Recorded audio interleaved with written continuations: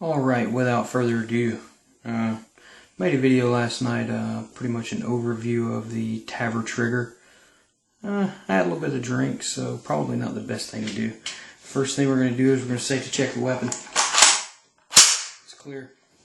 And I'm going to show you what you guys can realistically expect. I'm going to start out with this thing on 0. And just going to go. Alright. See that, everybody?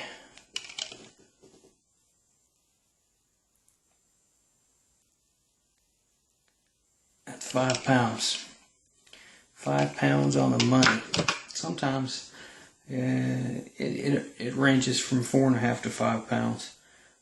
So first thing I'm going to show you how to do is how to disassemble your trigger pack. So you're going to want to charge the weapon, and you're going to want to punch your pins out. Do I have a punch? I better. I'm doing a video for you guys. Get that out of the way. And we'll use this little drill bit right here.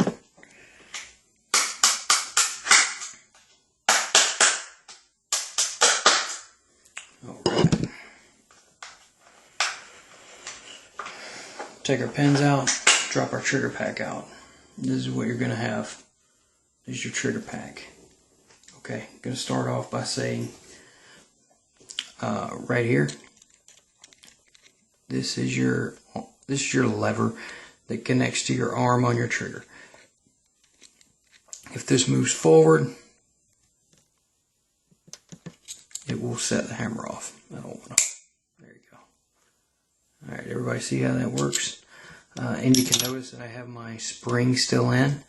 That's an extra added safety feature. Not really safety feature, reliability feature. So, without further ado, let's get to it. Alright, I'm going to grab this little file right here, and we're going to get to work.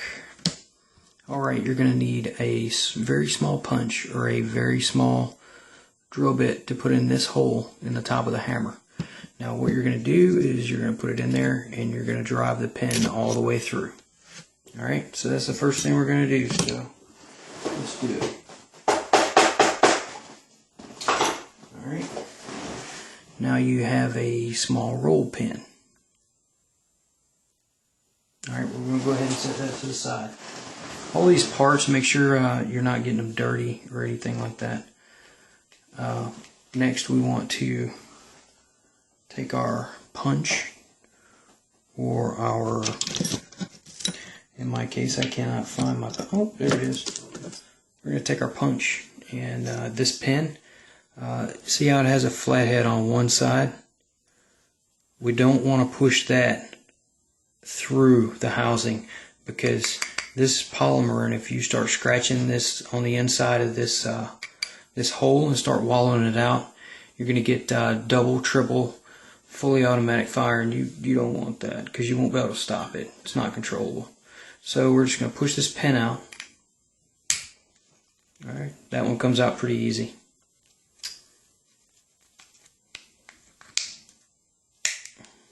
There it is. So that little hole through the center of it where the roll pin was. One side's a flathead. I'll show you what that's for in a second. Alright, I'm going to go ahead and set that down.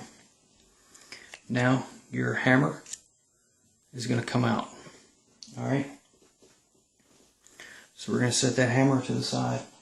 Leave the spring on it. Do not take the spring off, because you'll forget which way it goes, and you'll be playing games trying to figure it out. So don't even mess with it. You don't have to. Alright. Next we're going to disconnect our backup disconnector engagement spring, or whatever it's called. That's this guy right here. We're just going to take it and hang it back here out of the way. It's still holding on, so out of the way. Now, see this recess right here? We're going to use this. We're going to put it on this side, and we're going to drive this pin.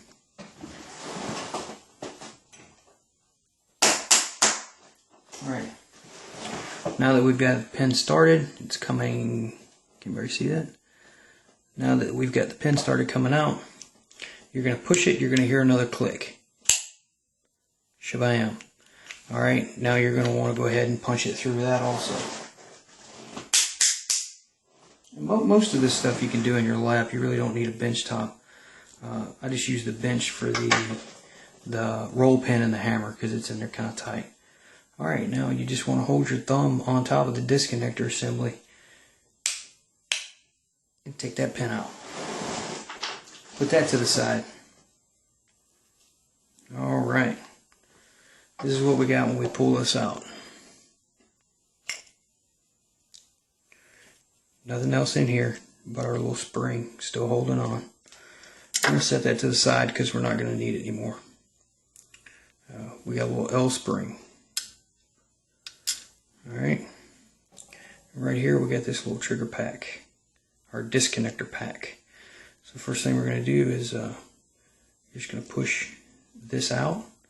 You want to hold your finger on this tip to keep this from shooting out and losing the spring. Pull it out. Set that to the side. Pull this apart. Set the disconnector to the side. There is a spring. It's going to be a little harder for mine to come out because I did a little something to mine. Alright, and this is going to come out. It's going to be a spring with this guy. Alright, so trigger job. First thing we want to do, you want to take a pair of dikes. Alright, your spring is going to look like this. You want to go 4 coils down. 4 coils, clip it. Once you clip 4 coils, what I want you to do is hold the spring here, and you're actually going to stretch the spring. And I want you to stretch the spring to the top of that guy right there.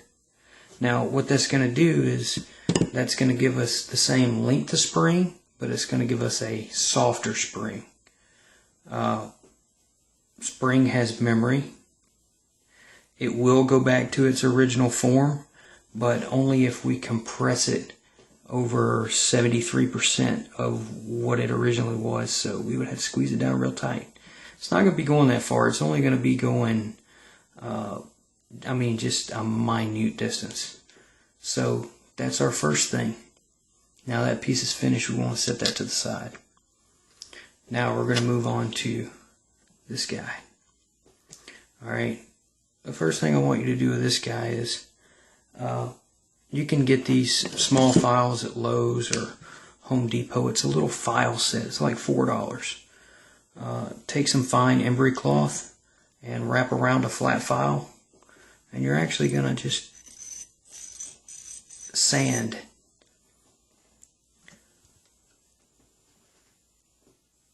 this surface right here where that disconnector rides. Right there. And once you get that sanded, you're going to want to take your Dremel tool with your Dremel and some polishing compound. What I usually do is I'll put like a couple drops of COP in here. I'll cut it on, get some in there. I had to use a paper towel, and I can't remember what else to actually get in here. Actually, this would work. And you just cut it on, and you want to buff that. Once you get it buffed, once you buff something, you always want to take like a paper towel or something. Come back and blow all the excess off. And we're going to clean this out real good. And you'll see it shine. You see mine. It's got a mirror finish to it, almost. If you can see it. Yeah. Mine's got a mirror finish to it, that little step right there. Alright, so that piece is finished. We want to set that next to our plunger with our spring. The next part of this is going to be the actual disconnector. this right here, what you want to do is you want to take your wife's nail file. Where's that Revlon nail file? I had it, I don't know what to do with it. Anyway, go steal your wife's Revlon nail file. You want to file all the machine marks off the outside of this. Alright, once you do that, again, buff it. Buffing compound, buff it. Once you get done, blow it off, clean it off real good with a paper towel. See, you got a nice mirror finish all the way around. And that's going to give you a very positive, crisp trigger reset. I'm sorry, it's going to give you a crisp trigger pull. Now, when you do this side, you mirror finish that, you mirror finish that angle, and that angle. That's going to give you a positive, along with this.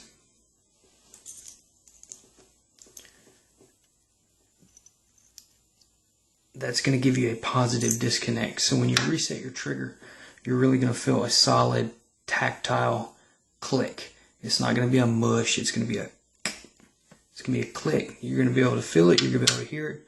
You're going to be able to notice it. Next thing we're going to do is we're going to move on to our spring. Your spring may not look like my spring. We want this spring 90 degrees. Not off of this. Cover that up. We want our spring 90 degrees. So if you have to, bend it out a little bit, get it 90 degrees. Don't overbend it, because then you'll really screw it up. Alright, once you have that, now here comes the hard part. Alright, your hammer. On the back side of your hammer, there is a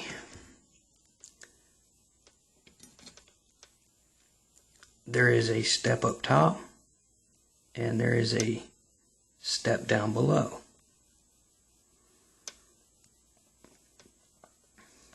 Now, what you're going to do is you're going to slightly, take the nail file and start filing away. What you're doing is, if I hold the hammer like this, straight up and down, do you see the angle? What you want to do is you want to steepen the angle.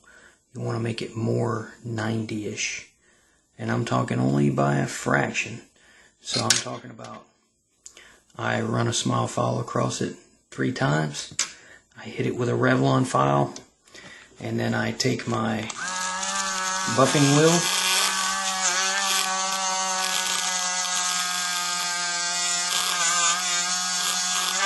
I buff the top. Then I buff the bottom radius. I'm going to blow it off. I'll take my paper towel. I'm getting debris off that I had on there, and what I got is a mirror finish. So what's going to happen is, this is going to be, that's going to be really smooth right there. Now, once you get that done, put that to the side. Now,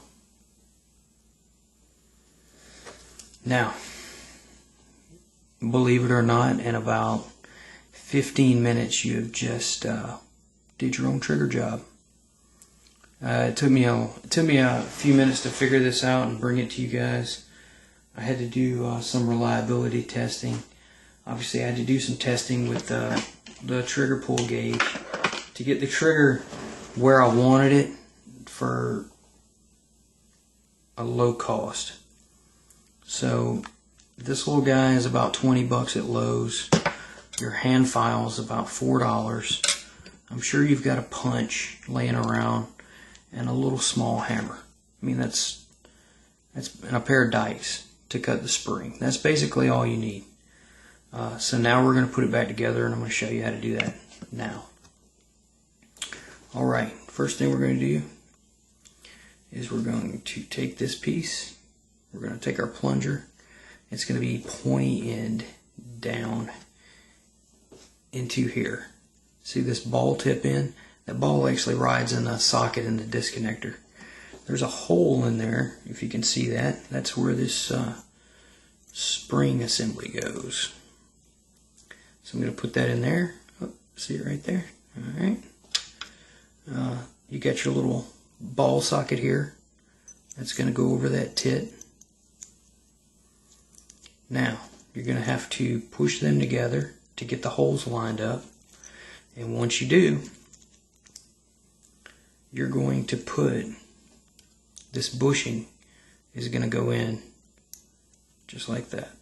So I usually put the bushing in the hole, kind of wiggle it around until I find it. So when you get done, this is what you want. You want your fat part of your bushing on this side of the trigger mechanism. On the spring side of the trigger mechanism, you want the smaller part. Okay? So everything's still clean, no dirt, no grime, we're good. Alright? Next is going to be our spring that we made to 90 degrees. Again, 90 degrees. We're just going to put this on here. If you can see that. You're just going to put that on there, and it'll actually slide up into a little groove you have cut right there. So you're going to hold your fingers on both sides to keep from losing your spring.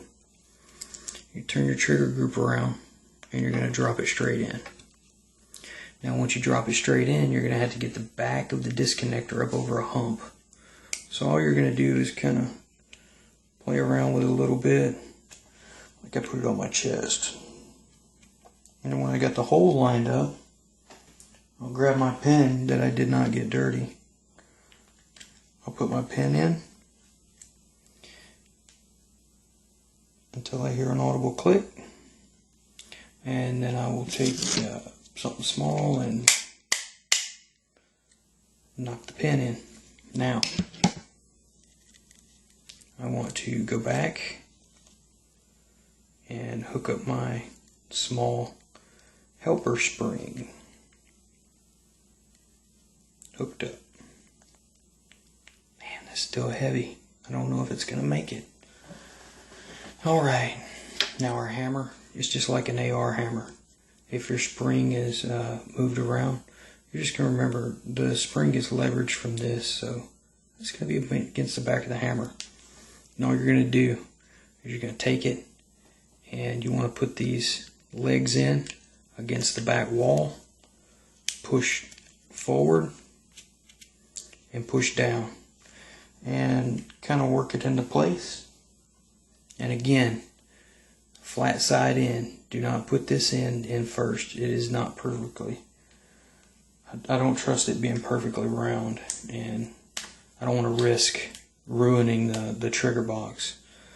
Alright, once you get it to where you want it, it's in. You're going to take a flathead screwdriver, and you're going to look in that hole where that roll pin was, remember? You're going to turn your pin until you get your hole lined up and your pin with your hammer. You can usually put this pin in and get it started just a little bit by hand. See that? And then we're going to go ahead and we're going to drive it on home.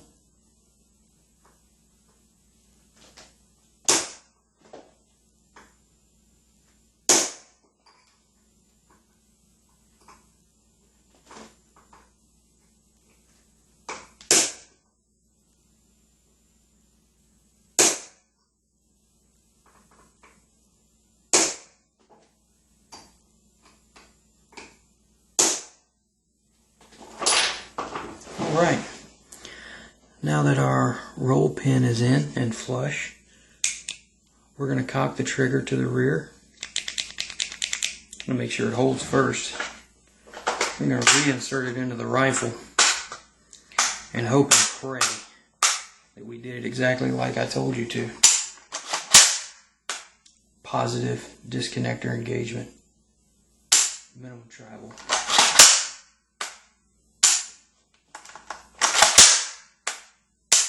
Love it.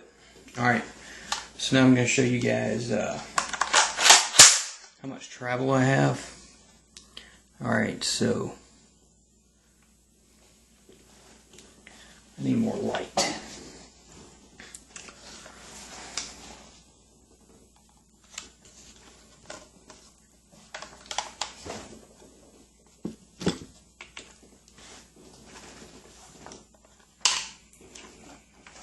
Son of a bitch. There we go. So that's all pre-travel. And then you got a little bit there. The reset.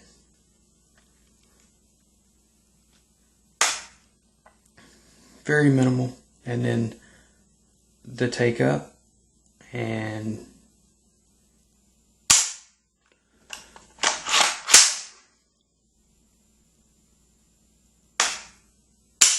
so you're only really going to have pre-travel on your first shot.